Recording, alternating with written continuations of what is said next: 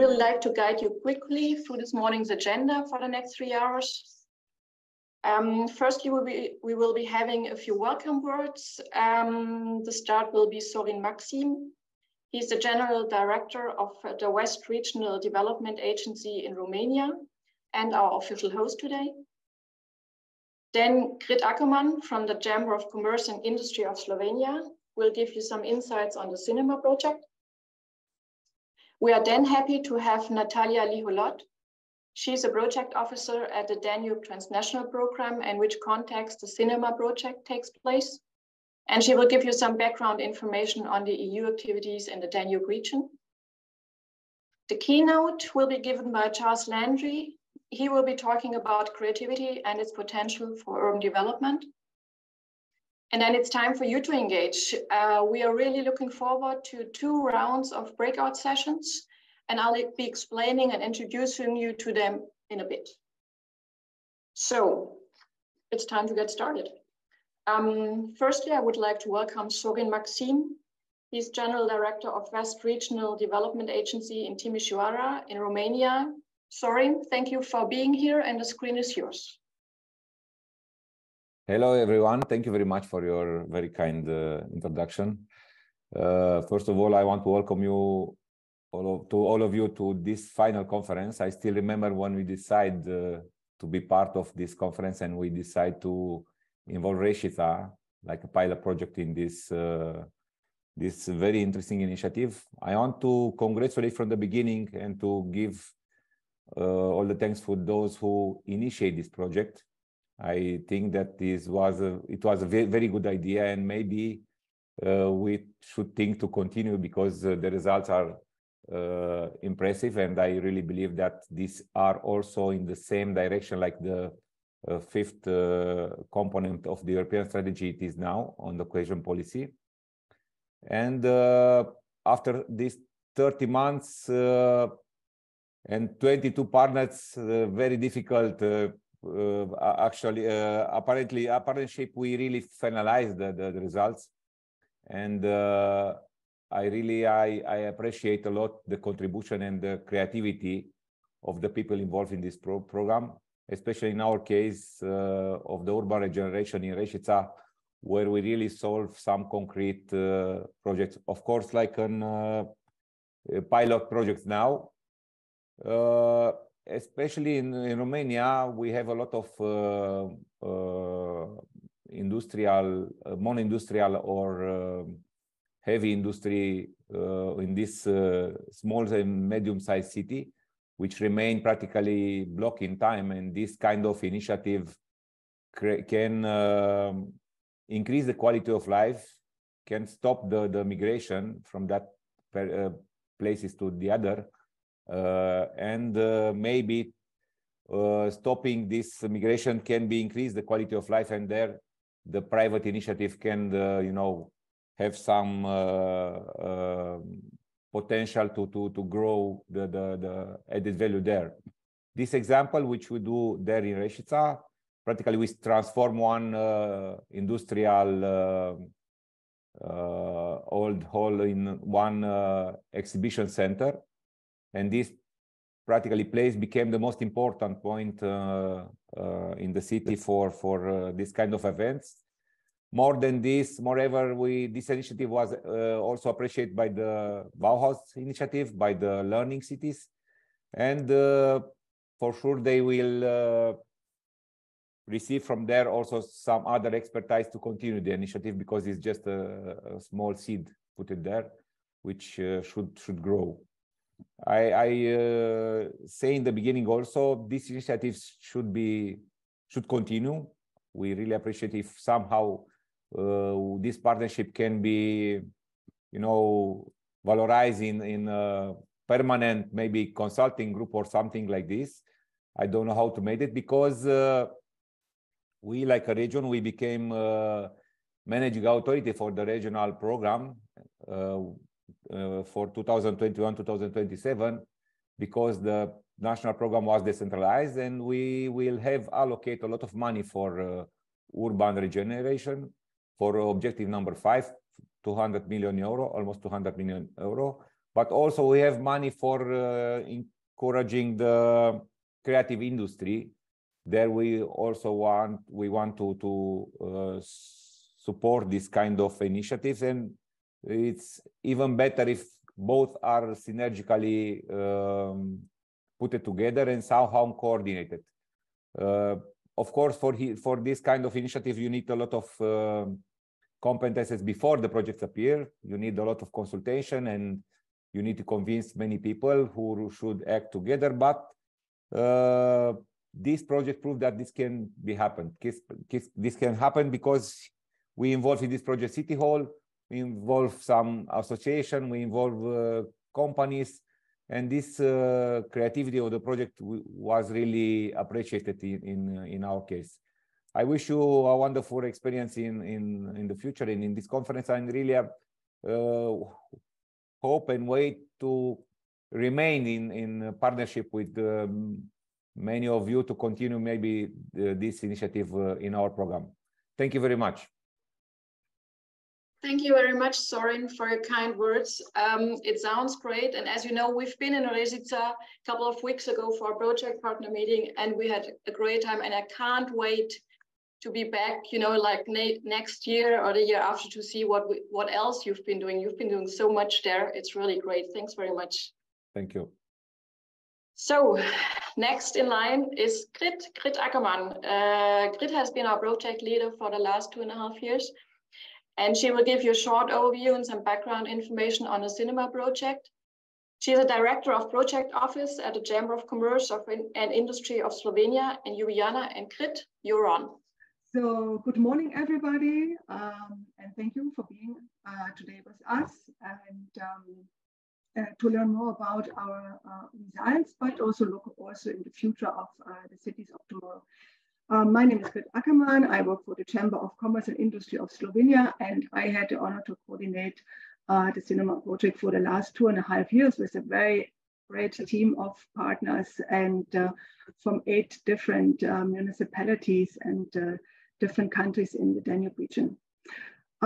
Cinema stands for Creative Industries for New Urban Economies in the Danube region. And at today's conference, as Margaret already said, we will present you our achievements, the challenges that we have faced, that we have overcome, maybe also the ones that are still ahead of us in the future, and the impact that we did, and all by utilizing the power of creativity.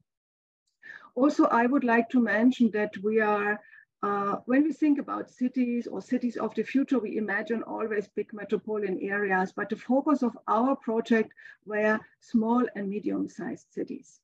So first of all, I would like to share with you some basic information about our project. So we were 17 partners plus 5 partners from as strategic partners, in total from 8 countries in the Danube region. And our partnership represents, let's say, 3 types of organizations. There were the municipalities of the small and medium-sized towns in the Danube region from very different countries, business support organizations, for instance, as our chamber, and the creative sector. The creative sector from the academic point of view, that we had an SME and creative SME, and also creative hubs, of course. Here you'll find some more basic information about our project, and I would like to take the opportunity also to thank the Danube Transnational Program for supporting our project idea and selecting our project to receive the funding.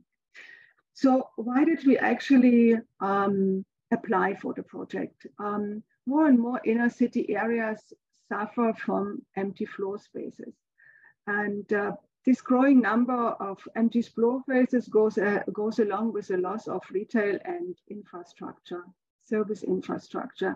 And this trend was present even before the pandemic, but it has been really accelerated during the lockdowns in the past years. But also the industrial transformation has left municipalities with empty buildings for which they need to find new purposes that serve the community. And we have in our partnership these 8 municipalities, and they all can actually are well representative for for these problems that I just mentioned. So on the other hand, we have the creative industry, the creative sector, and this is a sector where we just start to discover its potential in so many areas, not only in the revitalization of city centers, but so many more. So our idea in the project was to use the power of innovation and change that is in this sector to develop new approaches and city revitalization. And we will show you these approaches, tools, and instruments today in our conference. But we will also take a look in the future and invited experts and practitioners to share their ideas and views on the future and how we can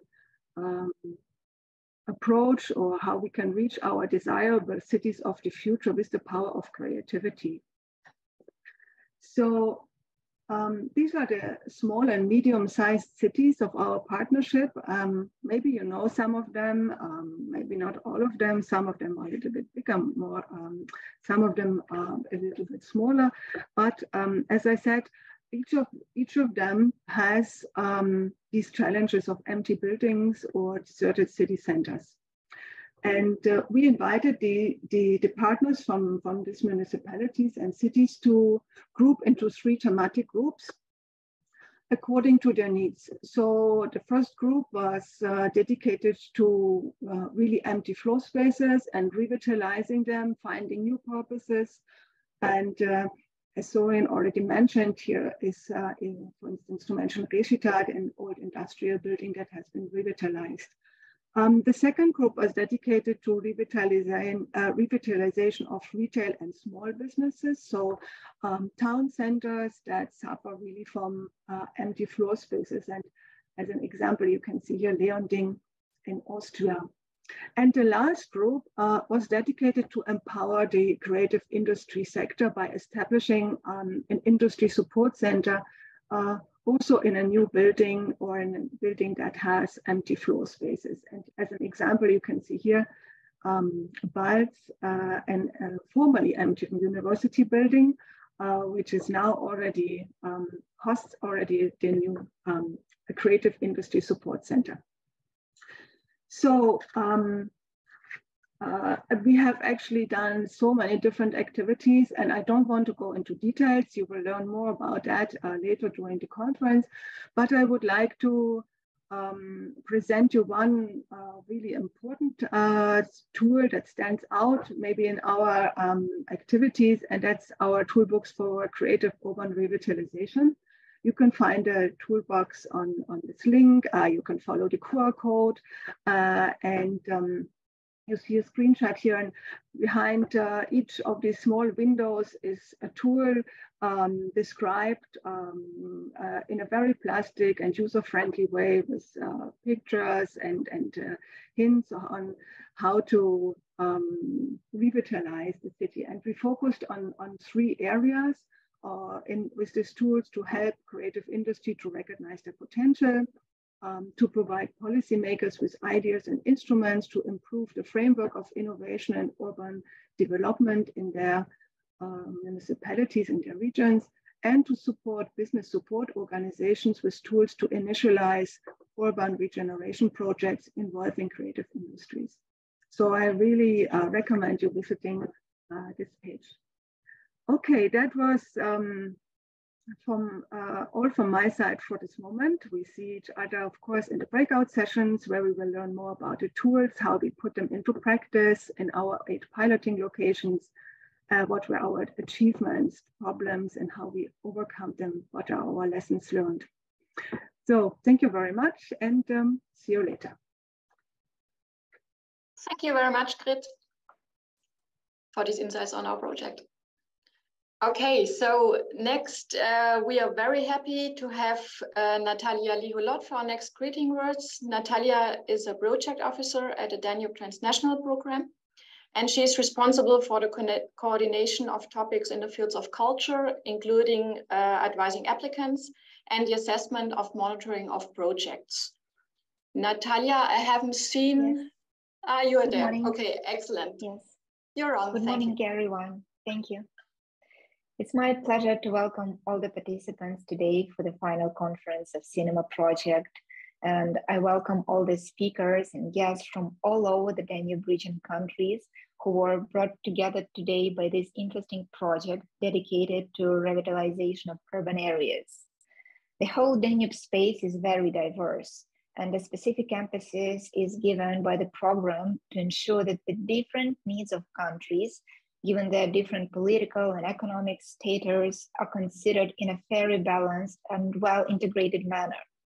And the Cinema Project managed to address these joint needs and foster urban regeneration involving creative industries, which made it so special because CCIs are at the heart of innovation in each region. COVID-19, of course, brought a lot of changes to our lives, and it fell on the period of project implementation. But despite this, the partnership adjusted to realities and implemented all the outputs of the project, which are very valuable for the program and for the Danube region itself. For the time being, the projects within the third call for proposal under Danube Transnational Program are coming to an end. So in December this year, all projects, most of them actually will be finished. And now we are in the beginning of the new program, which is called Danube Region Program. And as you may know, the first call for proposals was launched in September this year.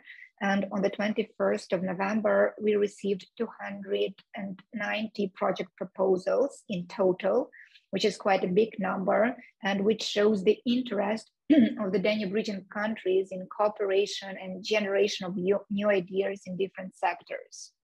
And from my side, I would like to wish the partners further fruitful cooperation in future joint projects. Maybe this project helped many actors from different fields, from different sectors, private, public sectors, to come together to discuss even new opportunities and to understand what more can be done in the Danube region. So I wish you a productive day and thank you for your attention. Thank you very much for your nice words, Natalia. And thank you very much for your work. We feel very, very pleased that the Cinema Project was such a success within the Danube Transnational Program. And we're looking forward to hopefully see you again in another project in the next call. Thank you. Okay, moving on. So now we are particularly happy to have our keynote speaker today, Mr. Charles Landry. According to Wikipedia, Charles is an author and international advisor on the future of cities, best known for popularizing the creative city concept. His book, The Creative City, a toolkit for urban innovators, became a movement to rethink the planning, the development, and the management of cities. He helps cities identify and make the most of their potential, and his aim is to help them to become more resilient and self-sustaining. Charles is a writer, a researcher, a facilitator, a business founder, and he has traveled and worked in many countries. Today, he will be talking about the creative abilities and potentials of a city as engine for innovation and economic, social, and cultural prosperity. Thanks very much for being here, Charles, and the screen is yours. Well, I'm obviously pleased to be with you because I think the audience here looks wonderful. My God, I wish I could see you physically. Yes. Anyway, that's a pity. Hopefully some other time. So I'll just go through my presentation now. And okay, this is a bit of an overview. You're going to talk about the details of your own places later. So these are very big words: culture, creativity, and regeneration. In fact, they're so big that sometimes my head is spinning when I think about them. But I think every city is at the moment, whether they're very small or very big, thinking about their future, all the big issues like how do you blend nature in the city? How do you deal with the issues Grit and Margit have already talked about? And I think when we look at all the places around, we can see there's a lot of decline, but also a lot of potential when we look at the city more closely. And so in thinking about this future, many people are sort of really looking at detail at what the resources they may have. And many places, of course, have woken up and said, well, in this cultural stuff, there's something that could be quite interesting. So let's look at this a bit more closely. Now, we all know the massive changes in the world, and I don't want to discuss those. One particular one is, of course, the lockdown, the pandemic, and so on. And this is an example I later show of the town next to me, where an artist there every 2 weeks puts a word down. He put lockdown down. I prefer it to say, is there an opportunity in the crisis? So I'm showing the sun. But the big issue in all of this, as we well know, is everything has revealed the fragility of our world. I don't need to mention, obviously, the Ukraine war, etc., etc. So fragility is a massive issue. But one of the big things, and we talk about the invisible hand of the market, well, I think there's a bigger invisible hand, which is the bigger invisible hand of culture in its broadest sense and its narrower sense.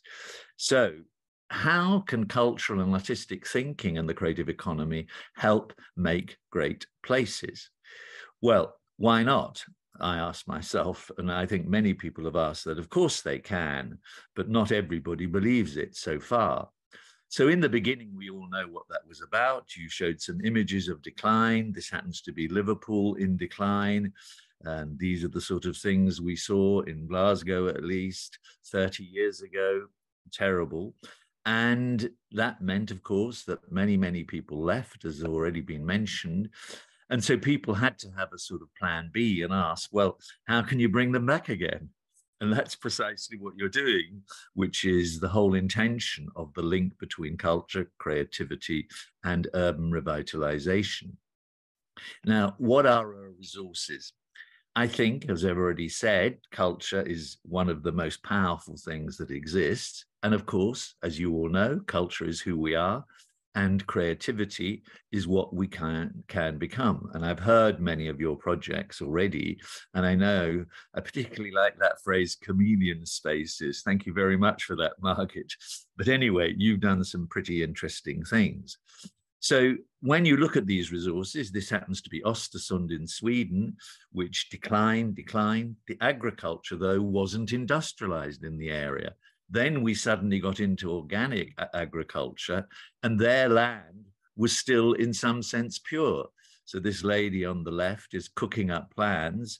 She's got a restaurant, and there's a lot of trade in terms of organic food. So food is one resource, perhaps. Another resource is, of course, being fashionable and fashion. Several places do this around the world and have focused on fashion. I mean, Antwerp is just one example. It could, of course, be design. Kortrijk, a Belgian city, which is quite small, is a sort of design place. Many people have never heard of it, but they saw that as one of their assets because they had a small design school.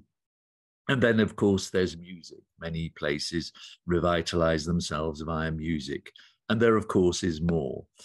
So it's to do as well about spaces, physical spaces. I'm using this famous one, which happens to be in Amsterdam. We're not talking bigger cities here, but in this old warehouse, there are about 45 businesses of various sorts, very, pop-up type places.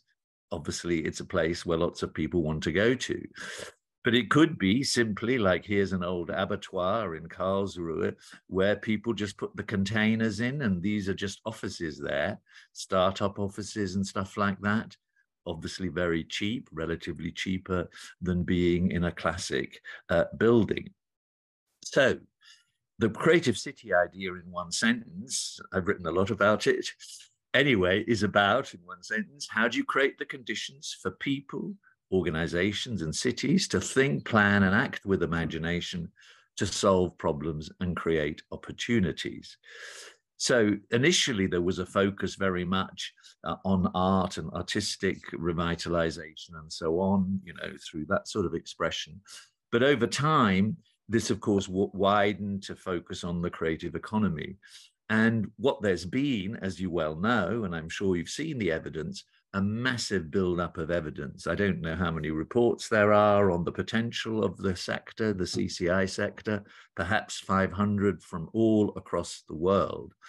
And what, of course, people have seen is not only the direct impact in terms of employment and things like that, but also all the spin-offs, how it does other things for a city or a place or a town. And these effects, you could call them symbolic effects. It just makes the place have a presence in the public imagination. And of course, there's much more. So the big messages, what are they? Well, one of them is more people for more reasons are finding that a cultural artistic approach, including the cultural economy, adds value socially, economically, and in urban regeneration. That's just a fact. That's why you also won your cinema project, I think. So it's a new form of common sense. I don't think we need to argue too much about it, although there are still many people who don't quite see it. A second big message is it was first the big cities that saw this link between culture, creativity, and urban regeneration. And they did it for competitive reasons and so on. And now, over time, as you've seen, and as we see with these lovely small places you're talking about that I don't know and have never been to, but I hope to go there sometime, it's spreading to medium and small sized towns and cities. So Bilbao is, of course, I'm just using this one image of Bilbao to express that it was the bigger cities that started this. And I'm not saying we should build new cultural centers, by the way. So then another big message, a third one, is perhaps we recognize that going with the grain of a local culture really helps this sense of bringing out the distinctiveness and the uniqueness of a place, which can put it on some sort of radar screen, regionally or even nationally. And a significant expression, of course, that here is the imagination of people who happen to work with and know about the cultural creative economy. And so this is also clearly about the identity of places. This happens to be in Belfast. This shop is now really closed, but at least it's called Identity. So it is about identity of a place. Then really one of the big messages is to think about planning culturally and being culturally literate. What I mean by that is actually understanding how a culture works, what it's about, and then using that as a sort of planning paradigm. And what I think that does, it helps people, helps us really grasp what drives people in a particular place and what is really meaningful and significant for them and what then might spark their imagination. Now, you can have your imagination sparked by success, but you can also have your imagination sparked by a really difficult problem. And that's where I think creative people have a massive contribution to make. And of course, as this graffiti shows, it's not our normal operating system. And what we really need to do is remind people that this approach needs to be center stage. A further message is, why are the arts and CCI so powerful? I think it brings life to something that is often lifeless and declining and sort of, I don't want to say dead, but, you know, something like that. Because they tap into, the screen is not working now as I try to go further. Is that your problem? No, there you are. They tap into deeper yearnings that people have, and they provoke often, which is also quite good. So back to my artist in the local town next door to me, the word yearning was there.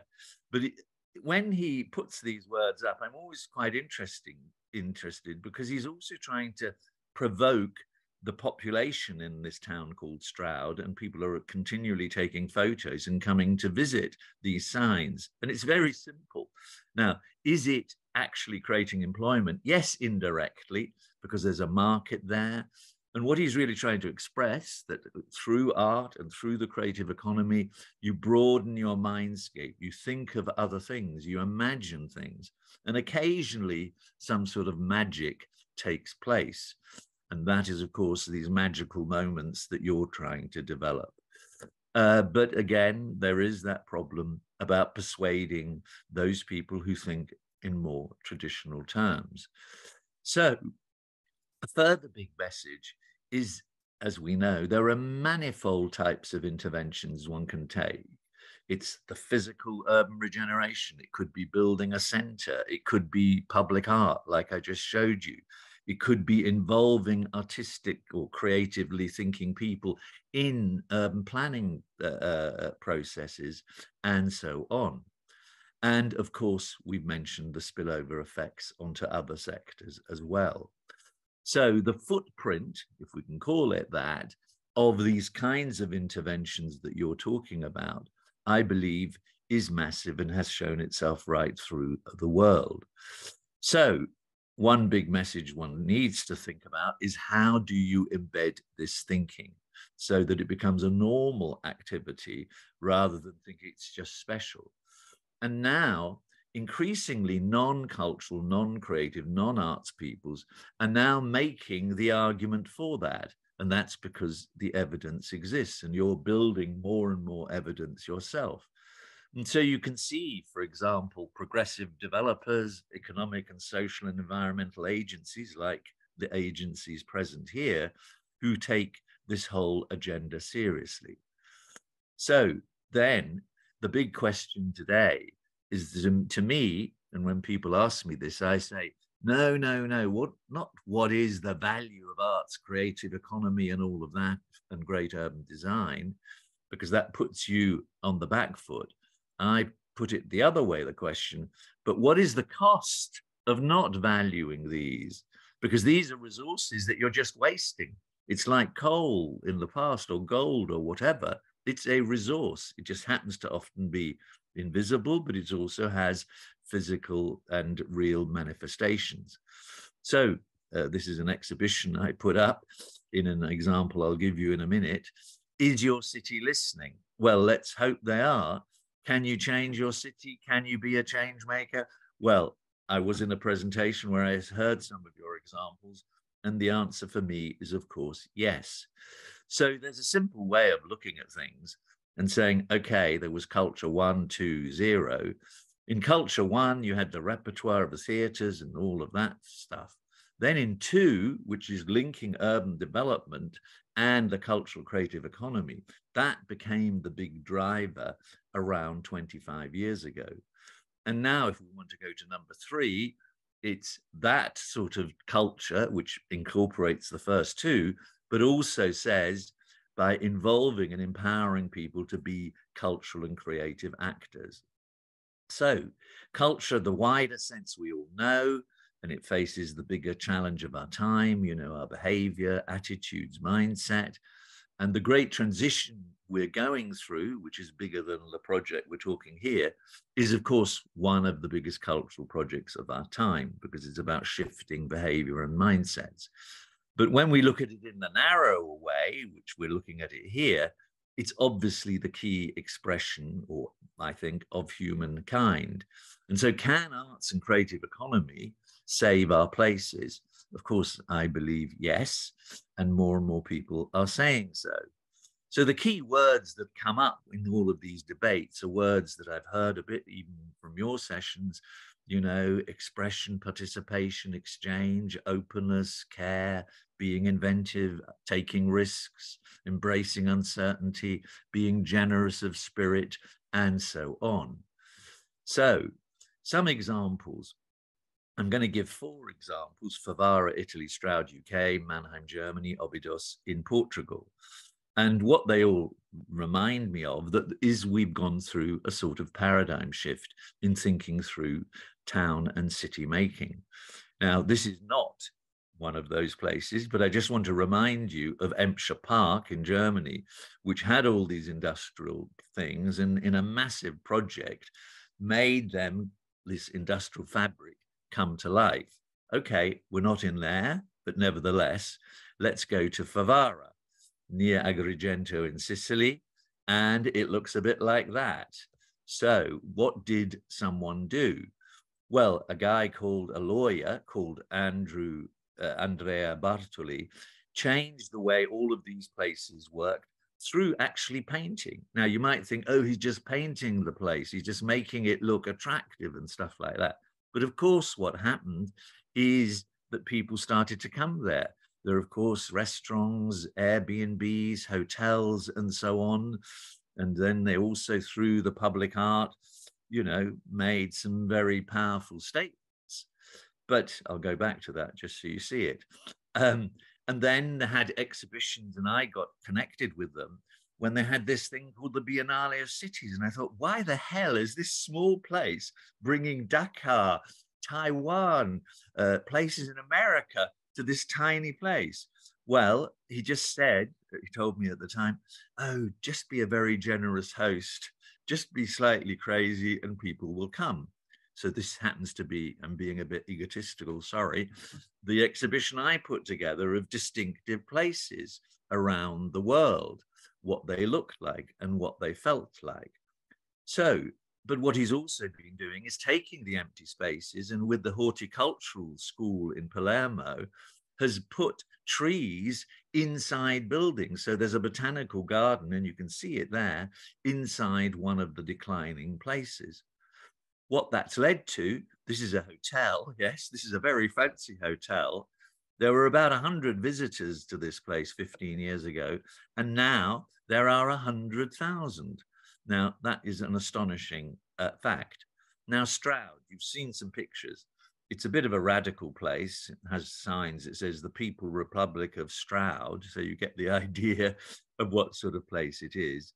But it's very focused on trying to revitalize everything through its locality, not only food, because it has one of the best markets, prize-winning markets now, and again, that took 10 years in the whole country.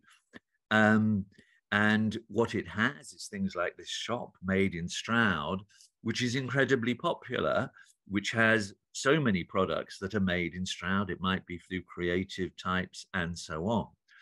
But it also has another sub niche, which is it has 7 vintage shops. Now that's, for a small place that's only 60,000, quite a lot to have 7 vintage clothes shops and so on.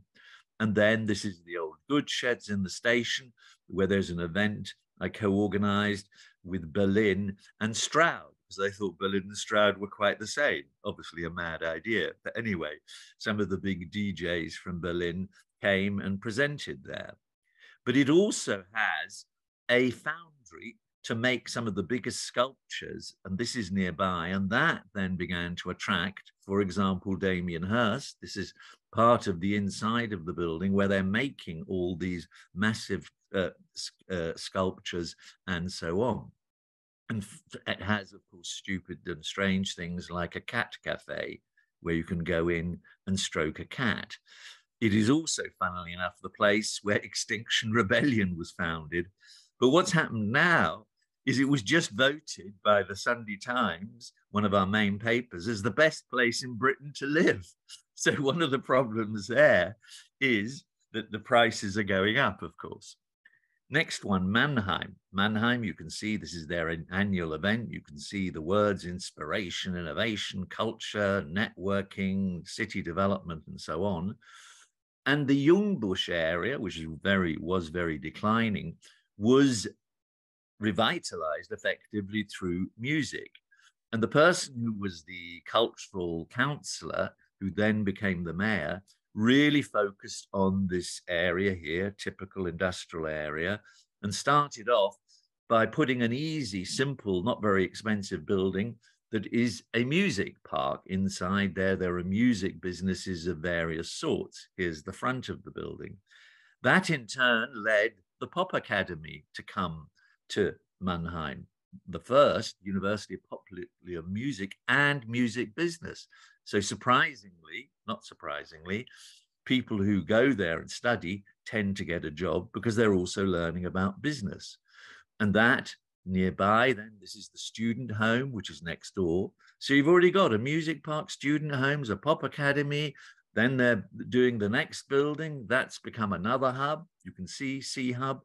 And then they became music city of culture, you know, the Creative Cities Network, one of the music cities. Now let's go to Óbidos in Portugal.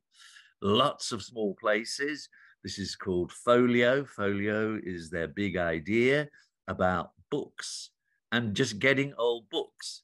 This is an idea they copied from a place in Wales, and a man, an interesting man, another story, who then encouraged lots of book cities to establish themselves around the world. And Óbidos, a small place, is a book city. You would never have thought of it. All these books everywhere, and then books and vegetables and books and drink and everything. But there are lots of people come. Oop, this picture is upside down, but you get the idea. That, sorry, they all flipped round somehow. Anyway, let's look at the world upside down, doesn't matter. And then, you know, you have then literary events and people speaking, etc., etc. And what that leads to is, of course, small shops, all the things you can imagine. And when I was there recently, I even saw this group of Japanese people. I thought to myself, what the hell are they doing in Óbidos? I wonder if they can read Portuguese. Anyway, so in a way, a success story. And it became Óbidos Creativa. Again, UNESCO made them one of the creative cities for literature. So all we can say to then finalize, I think the best cultural creative economy policy gives us enlightenment, insight. It empowers us and encourages us in some way. It also entertains, because a lot of the projects you do, although they're economic, they also entertain us in some sense, if it's a nice new sort of restaurant type place. And of course, it generates employability when done well, and has the effects we've discussed twice on creating spin-offs and spillovers. But also, the best cultural policy generates generosity and empathy in a place. So finally, all of this, when we're thinking ahead, it's about sort of soft placemaking. And the key elements, and you're already doing those, is you're collaborating. That I've already seen. That's obviously a key thing. Different parties coming together, getting out of the box, as this woman is trying to do. Obviously, the pop culture idea, pop-up culture, is one of those. We need to try and test. Some things will fail, some will succeed, but we need to try. It's reimagining places. This is a bank in a smaller place, which has been turned into an incubation center. And you can see all these women doing their new businesses. And finally, it really requires courage. It requires courage of someone, project champions, and you are the project champions in your towns and places. And so what I'm saying, it's not necessarily always only about money. Money is very, very important, but it's attitudes and the willingness to try and test and just to be open. So that's all from me, and thank you very much. Wow, Charles, thank you very much for this great overview. I'm astonished, really. I mean, maybe we should have hired you at the beginning of the project also, you know, to get the big picture and the big visions. It all sounds great. And I can just see Damien Hirst having an exhibition in Herrenberg or in Redesign or in Kamnik. That would be great. And I think it also shows us as a project team, and we are very happy with our project results, but it's always, there's, you know, room for more, and that's just great, for more visions, for more surprises, for more collaborations. So I really love that. Thank you very much. No, pleasure. We might even have 1 or 2 minutes if there's a question. There isn't one in the chat. But if not, we just keep moving on. Okay, no one? Okay, that's fine. Thanks again, Charles. Great having you. Sorry, Margaret, I didn't raise my hand, but maybe I could ask a question to Charles. What was the biggest hindrances in working with municipalities, for instance, or with cities? How do you convince sometimes municipalities, also the other way around, that municipalities approach you because you're so known, but maybe looking back, why do municipalities hesitate to engage with the sector? Well, because I think the word culture is a very slippery term. So they're a bit confused because it's culture in the bigger sense, you know, who we are, attitudes, behaviors, and all of that, and values. And then the confusion between the word culture and art, sometimes they're not sure. So that confusion is one reason. Secondly, is we're trying to do two things, I think. When I say we, I mean us collectively. We're trying to do two things. We're trying to change the culture of the place to be more open and to listen more to the potentials. And then at the same time, we're saying this could be many sorts of things. One massive aspect is the culture and the creative economy and arts. But because some of the people who are in, let's say, the division or ahead of this have often less status than other people. You know, classically, you know, the transport person has far higher status than the sort of people around this room.